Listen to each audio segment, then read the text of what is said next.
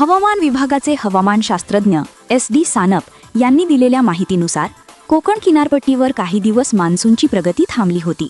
मात्र आता मान्सूनने पुन्हा वेग घेतला असून तो पुणे परिसरात दाखल झाला आहे. तसेच मराठवाड्याच्या दक्षिण भागापर्यंतही मान्सून पोहोचला असल्याचे त्यांनी सांगितले. तर दुसरीकडे विदर्भातील नागरिकांना मान्सूनसाठी आणखी काही दिवस वाट बघावी लागणार आहे. हवामान विभागाच्या अंदाजानुसार महाराष्ट्रात येत्या 24 तासात पावसाचा जोर आणखी वाढण्याची शक्यता असून काही जिल्ह्यांसाठी अतिवृष्टीचा इशाराही देण्यात आला आहे.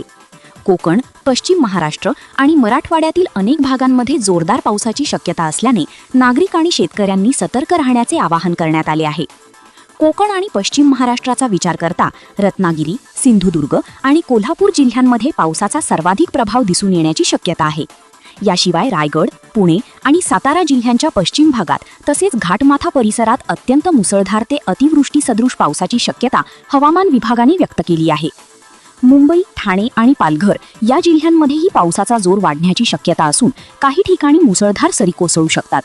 त्याचबरोबर नाशिक, धाराशिव, लातूर, नांदेड, हिंगोली, परभणी, छत्रपती संभाजीनगर, जालना, बुलढाणा, अकोला आणि वाशिम जिल्ह्यांतील काही भागांमध्येही मुसळधार पावसाचा अंदाज वर्तवण्यात आला आहे. अहिल्यानगर, बीड, सोलापूर, यवतमाळ, चंद्रपूर आणि गडचिरोली जिल्ह्यांमध्ये प्रामुख्याने मध्यम स्वरूपाचा पाऊस पडण्याची शक्यता आहे. या भागांमध्ये पावसाची उपस्थिती राहील, मात्र तीव्रता तुलनेने कमी राहू शकते.